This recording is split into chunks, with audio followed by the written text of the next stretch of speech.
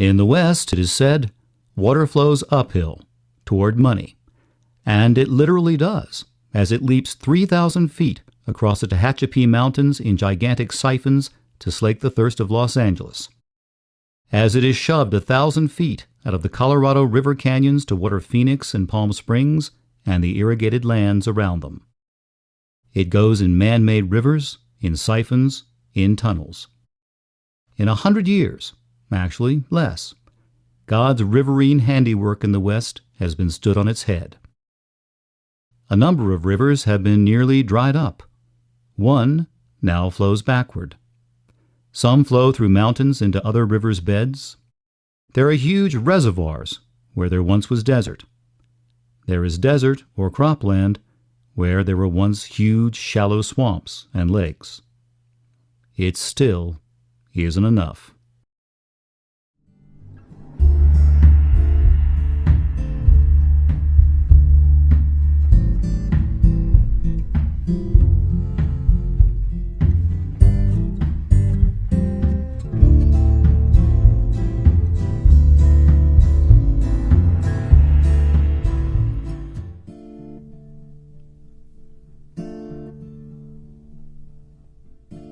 Now, years ago, Denver Water went to the Western Slope in Grand County, and they bought up all the water rights from all the ranches that started to go out of business. People would age, and the young people wouldn't be able to take over the farm. And so they bought up the water rights from all these ranches. While the majority of people lived on the eastern side of the mountains, on the Front Range, most of Colorado's water is located on the western side, on the west slope. In order for Denver and other cities to grow, they were going to need more water than what the Front Range streams were able to provide. And so long ago, they began appropriating water and taking it from the western slope, primarily from the headwaters of the Colorado River, and tunneling that through the mountain and storing it in storage reservoirs. Now there's a real uprising among Colorado's citizens over a proposal to divert still more water from the rivers on the western slope and expand Gross Dam to 465 feet, nearly tripling the reservoir's capacity. Usually when people think of a dam, they think you put a dam, you put some kind of a structure on a river, kind of like how beavers build it. You just dam it up and a pool fills up behind the river.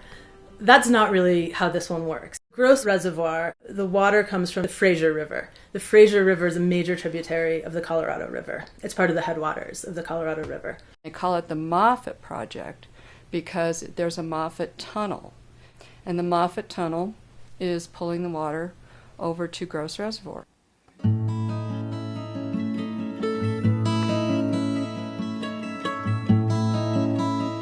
I think what's driving this whole thing is growth. It's population growth, and if we just keep reacting to that, it's going to tip us over the edge, and we're going to have a dead river and a whole bunch of dead ecosystems. I'm Claire Levy, and I am a state representative, and I represent Boulder County, Gilpin County, and Clear Creek County. I don't represent all of Boulder County, I just represent the parts up in the mountains. The assumption has been that we'll just keep growing more population, and we'll just shift water around from one stream to another, and the ecosystem has reached the tipping point. So I just think it's time to stop. The Colorado River, flowing nearly 1,500 miles from Rocky Mountain National Park in Colorado to the Sea of Cortez in Mexico, is one of the largest rivers on the North American continent. Over a period of 17 million years, the Colorado River carved through 6,000 feet of rock to reveal the Grand Canyon in Arizona. The Colorado River Delta, where the river empties into the Sea of Cortez, was hailed just 50 years ago as North America's great oasis, where 22,000 cubic feet of water brought life to the wetlands, ciénagas, lagoons, tidal pools, jaguars, and mesquite scrublands. But today, With thousands of diversions and over 20 major dams, the delta is nothing but a barren salt flat. I mean, we're not just talking about like little rivers here. This is the Colorado River. This is like a major lifeblood of a continent. And it doesn't even reach its delta in the Sea of Cortez anymore. I mean, it's depleted hundreds of miles of really diverse habitat. I mean, deltas are sort of like rainforests in their diversity. Well, until you shut off the spigot and no water reaches them. The Fraser River is a 30-mile tributary of the Colorado River near Granby, Colorado. With wild rainbow trout, brown trout, and cutthroat trout, the Fraser River offers some terrific fishing, the best of which is downstream, the area most affected by water diversions. The Fraser River also has lots of little tributaries.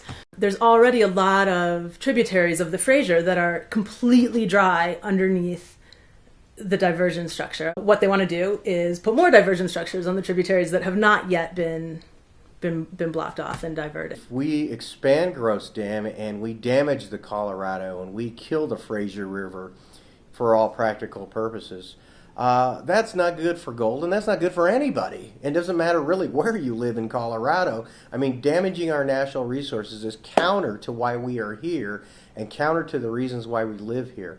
So it doesn't matter if a river's damaged in southern Colorado or northern Colorado or just on the other side of the divide. People need to care about that. The tourists take it home with their photographs. They'll give a grand account to their grandkids and everyone will laugh. Colorado's travel and tourism industry generate over $10 billion for the state every year as visitors are attracted to the state by the myriad of recreational activities and breathtaking scenery. Fraser River is a big fly fishing river. It's great for tourism for Grand County. People come from all over the world to fish the Fraser. With them raising the height of the reservoir, it's going to flood the bottom 0.4 miles of the creek. That goes right from, the full lake level all the way up to one of our favorite rapids of all, the Front Range, which is called RIMBY, which stands for right in my backyard. There's a little irony there. And very, very just popular, beautiful, like 10-foot waterfall. Kind of a double 10-foot waterfall, two 10-foot waterfalls in a row. And just a really like magical place in the canyon. It's interesting too because the run starts out next to the train tracks. And then slowly as you work your way down the canyon, the train trestle ends up being higher and higher above the creek. And by the time you're about halfway through the run, the influence of the train completely disappears and you end up in this beautiful forest, beautiful pristine river, and it's all untouched. And so really what it's doing is when they come up and flood that bottom half mile, you're getting rid of the best parts of that run anyway, and the most natural, pristine parts left of that canyon. The places they're damaging are major tourist sites in the state of Colorado. Think about it. You start hacking away at Colorado tourism, and what's the end result? The mountain communities suffer very much, and then eventually Denver itself will suffer as well. People don't come to Colorado for the sprawl. People come to Colorado for the skiing, the fishing, the wildlife viewing. Leave them here with the endless stars. Return to the first world. Strip malls and sports bars. Billboards on the highway. Ad campaigns. Pirates of my mental space. The pirates of their sacred space. Pirates.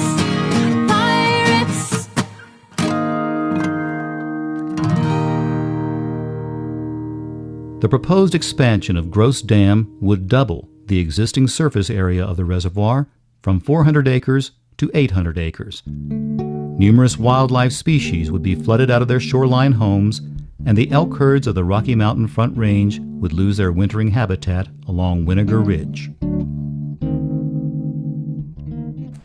About 2 years ago, the draft environmental impact statement came out. It was issued by the Army Corps of Engineers and Denver Water. This particular region is an environmentally very important region. It's been designated by the U.S. Forest Service and by Boulder County as an environmental conservation area.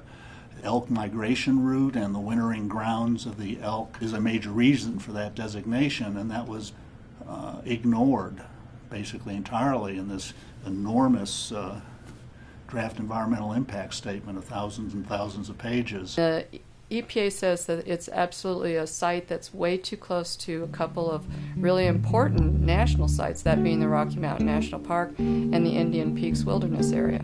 Way too close to have that level of construction to those wild areas. 800,000 cubic yards of material will be needed to increase the size of Gross Dam Reservoir.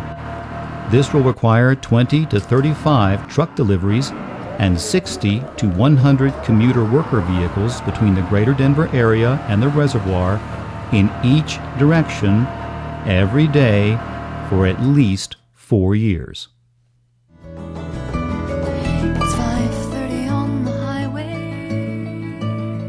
The commuters hurry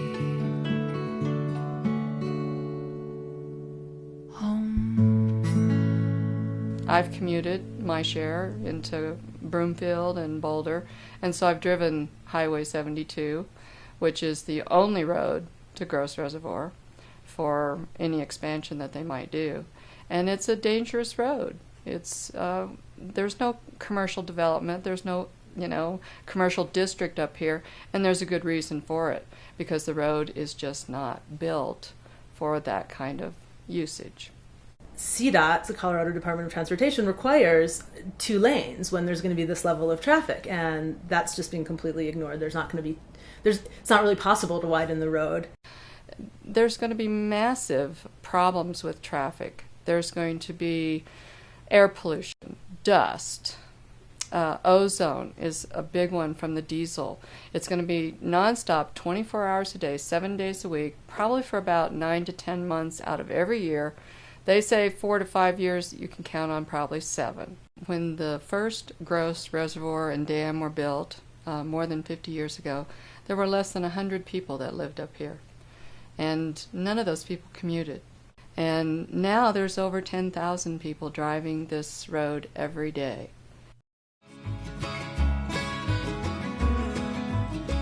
One day I'll take my child to the water's edge.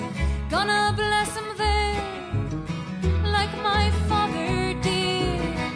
Lord knows we're not wealthy, but when we're dead and gone, it's the choice we make now that'll carry on.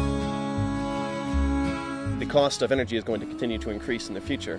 There's some political discussion, unfortunately, about whether or not this is a scientific reality, and that's really the wrong type of debate. Politicians should be discussing what are the best methods to conserve the resources we have and look for new resources in the future. Colorado as a state has to confront the limits of growth. We have to realize that we've reached the limit of what we can ask our ecosystem to provide in free services. Expanding the dam, while it might be technically possible, is another way to continue to expand development without realizing that at some point we really will run into limits that we won't be able to escape. If the population is going to continue to grow, and I don't think it should, but if it is, it has to be done in a sustainable way. We have to have compact urban infill development. We have to have low flow toilets. We have to have xeriscape landscaping. We have to acknowledge that we live in the semi-arid West. We're coming up dry. There's no diamond left in the mine. Just a portrait of a painting of an era gone by. The newscasters smile. A lie is a lie is a lie, quaintly explaining the earth's misbehaving. It'll pass in a while, killing off. Think about what's going to happen to nature itself, and then what's going to happen to the future generations. You can even think about thousands of years after this year. But nature's not a fool. but nature's not.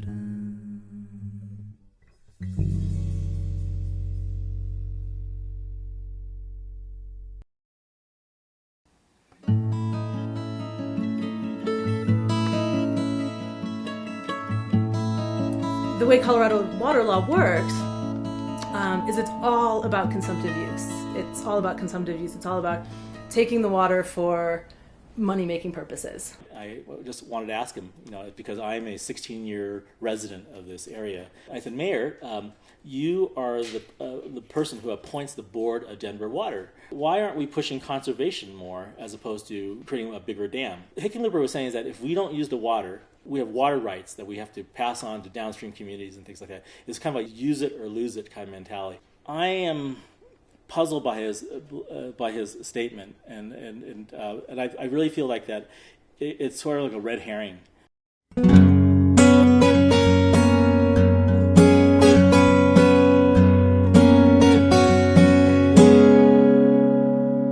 Colorado River is running dry. It don't reach the ocean, and I know the reason why. There's one solution for this dilution that all of us can try. Shower with a friend so demand meets supply. Denver and the suburbs use over 80 gallons per person of water per day. In Europe, it's about half that. In many other cities around the country, it's far less than 80. One good example of what would be not such a great use of water is the toilets. So if you're looking to get rid of about 16 ounces of fluid waste and you use 1 gallon of clean, potable drinking water directly down the sanitary sewer and down to the treatment facility, you've really used far more of that resource than would probably be appropriate for that use. Another good example of overuse of water is lawns. They take a ridiculous amount of resources, both in fertilizers and other petrochemicals, and then also in water. Before the invention of mowing machines in 1830, lawns were an element of wealthy estates, as only the wealthy could afford sheep and other livestock to keep their grass trimmed. Today, the blind devotion to short-cropped grass surrounding residential homes wastes a tremendous amount of time and resources. Water literally rains out of the sky, and we collect it, and then we spend millions of dollars developing infrastructure to process it and deliver it to homes, and then people spray it on the ground, and then let it run down the sewers, which is another millions and billions of dollars worth of infrastructure development just to get rid of it again. So taking potable drinking water and putting it onto a lawn is really an ineffective use of a very high-quality resource that could be used in other areas. More than half of all the water used residentially in Denver goes onto grassy lawns, and 90% of those lawns are non-native, water-intensive Kentucky bluegrass. The amount and quality of water that's used in landscaping is very disproportionate to what could be used. Native grasses, while they are more, they thrive in the local environment, they also are much less water thirsty. They have a deeper root system, so they help to take stormwater back down into the soil and recharge aquifers. And so, basically, on every aspect, a native species is far superior to bringing in a St. Augustine or another type of traditional Kentucky blue lawn grass. Simply switching the species grown on grassy lawns in Denver from the water-intensive Kentucky bluegrass species to native buffalo grass or the state grass of Colorado, blue mama grass, would free up more than 4 times the water the dam expansion project will provide. The water is not necessary. It's been proven even by Denver Water's numbers, the numbers that come from their own studies, that even without any conservation, they don't need the water. Denver Water defines the expansion of Gross Dam, the Moffett Collection System project, as necessary for 3 main reasons: supply, reliability, and vulnerability. With the assumption that population growth in Colorado will be dealt with by means of new urban sprawl developments, Denver Water anticipates an impending shortfall in supply. While the limits of water availability could be viewed as a leash on water wasteful developments, Denver Water has instead chosen to artificially expand the limits, thereby ensuring future water wasteful sprawl developments rather than restricting them. It is argued by Denver Water that storing more water in its reservoir system will increase the system's reliability, that even during times of severe drought, customers will be unaffected. However, with over 50% of Denver's water currently going straight onto customers' lawns, it's hard to believe that the environmental destruction caused by expanding Gross Dam is warranted. Additionally, if the population is allowed to expand, any reliability gained by expanding water reserves is lost, and the severity of potential damage caused by drought is increased, not decreased. Denver Water consumes 265,000 acre-feet of water per year. They argue that since 80% of their water supply comes from the Strontia Springs Reservoir, the system is vulnerable to man-made and natural disasters. But the expansion of Gross Dam Reservoir would only supply 18,000 additional acre-feet, offsetting the vulnerability by a mere 7%. At the moment, there's really not any need. I think there's maybe construction companies and big business people and so on maybe would profit from all of this activity in the short term, and maybe that's a motivation for it. But in terms of the objective need that they describe, it's just not real. Jump on board, we're all moving, headed on toward an open landscape. Long-view-wise, I think there has to be renewed interest in Colorado in growth management, in land use law, and kind of abandon that. It's become almost a taboo subject to say that we have to worry about our land use patterns, but I think that's what we have to do.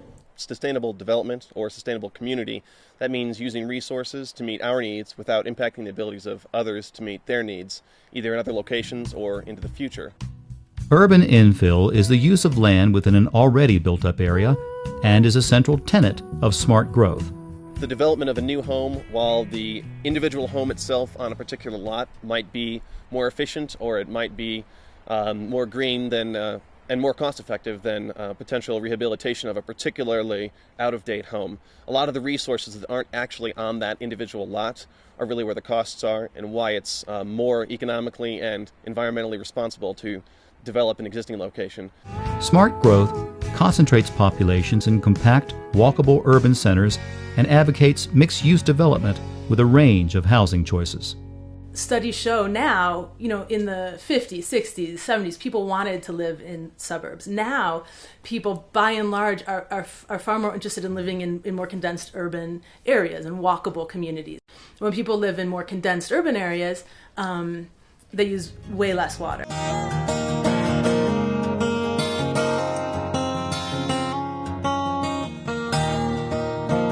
The key is turning and that bulldozer shows up to fill in my meadow, I'll be standing in front of it, and I hope that you all join me because I'll be there every morning until the sheriff takes me away. Stay engaged with Denver Water, because even if they get their permit, Army Corps permit, they still have a long way to go. Right now, Denver Water is acting like it already is approved, but it is basically a proposed project. All of their propaganda says, yes, it's going to happen. But there still has to be a final environmental impact statement. The EPA can veto it. Boulder County Commissioners can use their local Rule 1041 to stop it. I think people would find it interesting that county commissioners have probably as much impact on our personal lives as possibly the President of the United States. Get the local elected officials to appreciate that you don't want all this development. Somebody wise once said that bad things happen when good people do nothing. So it's really about people being engaged in their community, not just at a national level to elect a president, but also at a local level to elect a county commissioner, or to come to a planning and zoning meeting and voice your concern over a proposed development. It's really about getting up off the couch, getting involved in the community. And I think if people do that, elected officials will be compelled to do the right thing. We will have to hire environmental lawyers, and we will have to pay them. So the biggest way people can help is to donate funds. Get somebody who's an environmental lawyer to do it pro bono. That would be great. One person unless you're a billionaire, can't do much. But thousands of us can. I look up to the mountains.